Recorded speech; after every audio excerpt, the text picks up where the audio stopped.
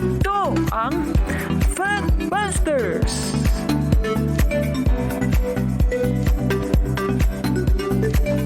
Sa puntong ito ng ating programa, kung hindi ka pa nakasubscribe, pakiclick po ng subscribe button at ang notification bell para updated po tayo sa ating mga susunod na videos.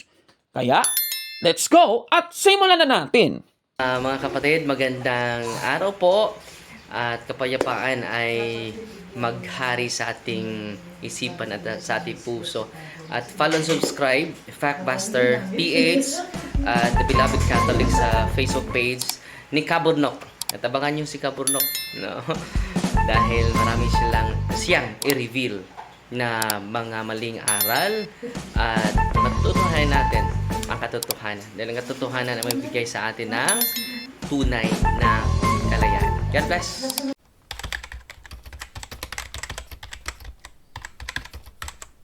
Halos manginginig na sa galit si Cesar Sinieta ng Iglesia ni Cristo matapos na discover yung pagtampered sa Biblia.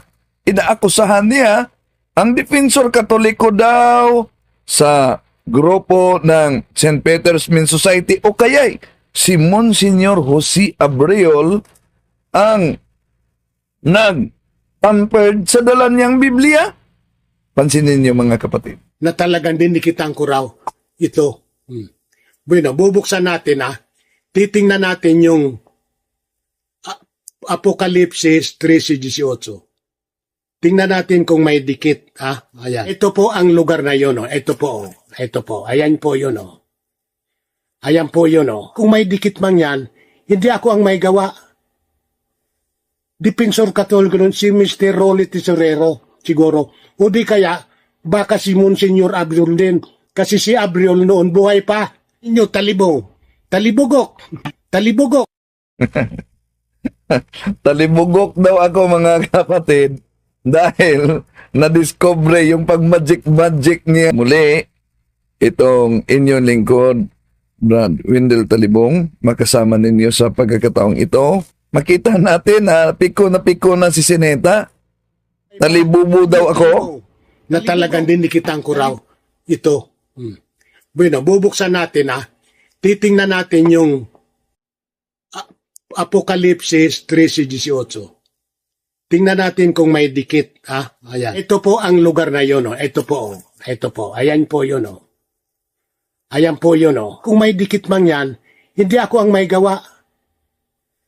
Defensor Katoliko nun si Mr. Rolly Tesorero siguro. O di kaya, baka si Monsignor Abreu din. Kasi si Abreu noon buhay pa. Inyo talibong. Talibugok. Talibugok. So, halatang napiko na yata si Sinieta. Tinatawag na akong talibugok. Na talagang dinikitang ko raw ito. Bueno, bubuksan natin titingnan natin yung Apokalipsis 13:18. Tingnan natin kung may dikit. Ayan. Ito po ang lugar na yun. Ito po. Ito po. Ayan po yun. Ayan po yun. Kung may dikit man yan, hindi ako ang may gawa. Defensor Katoliko nun si Mr. Rolly Tesorero siguro. O di kaya, baka si Monsignor Abreu din. Kasi si Abreu noon buhay pa. Inyo talibong. Talibugok. Talibugok. Yan mga kapatid. Inakusahan niya din ang nagdikit ay si Monsignor Jose Abreu ang nagdikit sa Biblia. Nadala niya. Ay, nako, ito si Tatang Sinieta talaga. Biblia ang ginamit ko. Ayan Ayan Ayan Ito daw ang kay Monsignor Jose Abreu mga kapatid na wala talagang dikit o mano. Yun ang palusot niya, walang dikit. Kaya gusto niyang ipalitaw na kasinungalingan yung inilabas namin ni Kaburnok na may dikit. Yung O at saka at ay parehong nababasa yun sa Apokalipsis 13:16 at saka sa Apokalipsis 14:9. Lalong-lalo na po sa Biblia ng Katoliko na sali ni Monsignor Jose Abreu. Mababasa mong kapwa yun. pareho yung at saka o nababasa sa Biblia. Aba, grabe naman itong taong ito, mga kababayan, na. Sa kanya pong ipinakita, ayan po, nakikita niyo sa screen, yung abriol na salin noong 1968, yung kanyang ipinakita at yung nakasulat daw, ay etong sa kanang kamay at sa noo. Suriin nga natin yung kanyang ipinakita, mga kababayan. Ayan, nakikita niyo sa screen, ano? Dapat mapansin niyo po ito, mga kababayan. Yung at doon sa kanyang Biblia. Ayan, nakikita ninyo, mga kababayan. Sana ay napansin nyo rin yung napapansin ko. Mapapansin, mga kababayan, na dinaya niya talaga ito. Ayan, nakikita ninyo. Parang tinakip na, merong tinakip doon at nilagay niya yung salitang at doon, mga kababayan. Ano? Grabe talagang mandaya, ano? Halatang minagic niya talaga ito, mga kababayan. Ano ang patunay na talagang dinoktor niya itong nakasulat na ito, mga kababayan? Ito, yung kanyang pinakita, mga kapatid, ano? Yung salin ni Abriol na inilimbag noong 1968. Ayan, nakikita nyo sa screen. Ako, meron din akong kopya ng 1968 na ang banal na Biblia ni Jose Abriol. Ito, ipapakita ko po sa inyo. Yan po yung aking kopya, no? Yung 1968 edition ng Biblia ni Abriol. Ayan, ipapakita ko po sa inyo. At heto, nakikita nyo sa screen ang nakasulat sa Apokalipsis 13:16 at ang nakalagay talaga, sa kanang kamay, sa noo. Diba? Grabe naman itong si Cesar Sineta, mga kababayan. Huling-huli ka, matanda. Nako ha. Grabe talaga. Minagic pa talaga niya para magbukhang totoo ang kanyang mga sinasabi. Huling-huli ka na. At dahil dito, napatunayan talaga natin na gagawa pa talaga ng panusot si Cesar Sineta sa pamamagitan ng isang malaking pandaraya. Kaya, huling-huli na naman ang iyong kasinungalingan, Mr. Cesar Sineta. Grabe talaga. Sabi ng Biblia, ang akala ng mangmang ay siya lamang ang tama. Huling-huli ka na, Cesar Sineta. Ano ba ang nangyari kay Cesar Sineta dahil nahuli natin siyang nagsisinungaling? Ano ba kasi yung nangyari talaga sa kanya sa lagay na ito? Eto, panoorin natin mismo mula sa kanyang bibig. Mga kapatid. Ngayon, ako naman po, ang masasabi ko lang po sa mga Katoliko, ang turo po ni Kristo, para malaman mo kung ang diablo o demonyo nakatira sa tao, pagka ang tao po nagsisinungaling na, ayan, may demonyo na sa katawan niya. Yun ang sabi ni Kristo. Basta ang tao nagsisinungaling na, asahan mo yan, ang diablo ay nasa katawan niya na. Madali pong malaman kung ang tao may demonyo. Yung sundin mo, paniwalaan mo yung sinabi mismo ni Kristo. Pagka nagsisinungaling na ang tao, sigurado yan, may demonyo na yan. Si Kristo may sabi niya na, kung ang demonyo ay nakatago na sa katawan ng tao, sinungaling yung taong yun. Kaya dahil sa pagsisinungaling, paulit-ulit na pagsisinungaling, adik na sa pagsisinungaling, kaya ayan, nasira na ang ulo. Kung ano-anong nakikita. Ha? Di ba? Grabe talaga. Siya pala itong sira ang ulo Bakit? Nagsisinungaling siya Nasa loob talaga niya ang diablo, mga kababayan. Sa kanya na po niya nanggaling, di po galing sa atin yan. Kung noon ay itinuro pa niya kay Kaburnok itong sinasabi niya, Makadiablong pagtuturo ninyo. Linalabag nyo ang batas ng Diyos. Masamang magdagdag, masamang magbawas. Dinaragdag mo Kayong bintang mo sa akin na sa demonyo ako, ikaw yun. sa kanya pala ito tumutukoy. Nako. Sa kanya pala tumatama. Ay, nako, Cesar Sineta talaga. Nakakatawa ka talaga. Siya na rin yung ating pasagutin. Saan ba mapupunta ang mga sinungaling kagaya ni Cesar Sineta? Di tanungin natin siya. Sino yung mga parurusan sa apoy at asupre? Yun ang sinungaling Yun ang sinungaling Yun ang sinungaling Yung mga parurusan sa apoy at asupre. Kitams? Siya na rin ang nagsabi niyan. At nasa Biblia yan, mga kababayan. Sa lahat ng sinungaling, mapupunta sa lawa na nagliliyab na apoy at asupre. At ito yung ikalawang kamatayan. Huling-huli ka na, Mr. Cesar Sineta. Kaya sa sinasabi mong ito, huling-huli ka. Palpa ka talaga. Kaya, Busted! Yan! Mali! Nako, palpak! Sinungaling! Grabe talaga. Grabe talaga. Para lang mapalabas na tama siya, kailangan pa niya mandaya. Nako Dahil busted na busted siya dito. Nakita nyo ba? Napansin nyo ba? Di ba? Yung letrang O sa nakasulat, may ginupit na at idinikit sa O. Napansin nyo ba yan, mga kapatid? Oh.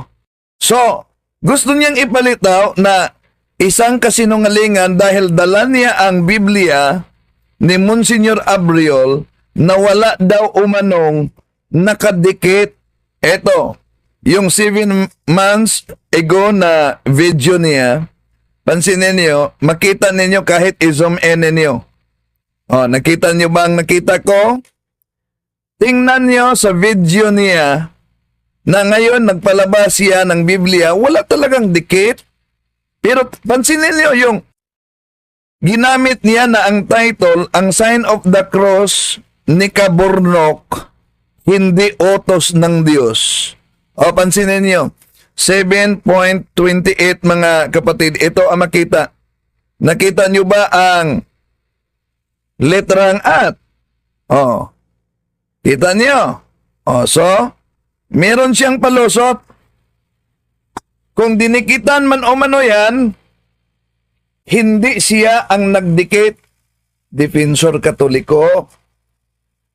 Ano makuha naman ng Defensor Katoliko kung dikitan niya yung Bible na yan pagkatapos ibigay sa kanya?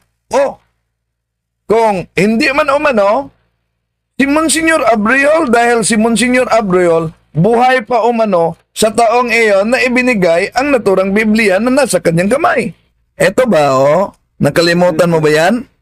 Yung O at saka at ay parehong nababasa yun sa Apokalipsis 13:16. Oh, ikaw ang naglabas. Imposible naman. Wala kang nakita na may tinakpan. Wala talaga umano siyang nakita. Balik natin. Yung O at saka at ay parehong nababasa yun sa Apokalipsis 13:16 at saka sa Apokalipsis 14:9. Oh, ayan mga kapatid. No, napansin niyo ang letrang at diyan sa inilabas niya. At para matakpan, ito kanyang pahayag. Halos tuwing linggo po ay iniimbitahan ako roon na magsalita. Halos tuwing linggo o mano, yung anti-Catholic iniimbita na magsalita. Okay, tuloy natin. Kaya yung mga Defensor Katoliko doon, yung St. Peter Men's Society, ay mga kaibigan ko na. Ito po, bigay po ito sa akin nung Pangulo noon si Rolly Tesorero. Ang totoo, may pirma pa ito niya eh. Ayan o. Ayan o, ayan o. Mayroong pang pirma niya sa taas pa yan eh. Rolly Tesorero. Kahit pa may pirma sa taas yan na ipinakita mo, di mo mabura itong naunang video na inilabas 7 months ago na Biblia na may nakadikit sa O na ginupit na at. Yung O at saka at ay parehong nababasa yun sa Apokalipsis 13:16 at saka sa Apokalipsis 14:9. See? Doon makita, malinaw, pinakita talaga niya at doon naklaro yung ginupitan na letrang at inilagay, tingnan niyo, inilagay sa letrang O. Ang tanong, bakit po ba yun ang ipinakita niya? Kung sinabi niya, nasa dala-dala niya mismong Biblia, hindi naman makita na may nakadikit. Bakit yung ipinakita mong video 7 months ago, may dikit? Imposible naman. O kaya mga Iglesia ni Cristo, sige, tingnan niyo, may dikit o wala? Imposible kundi sila makakita niyan. Na klarong-klaro, oh. Yung O at saka at ay parehong nababasa yun sa Apokalipsis 13:16. Tingnan natin kung may dikit. Ayan. Ito po ang lugar na yun. Oh. Ito po. Oh. Ito po. Ayan po yun. Oh.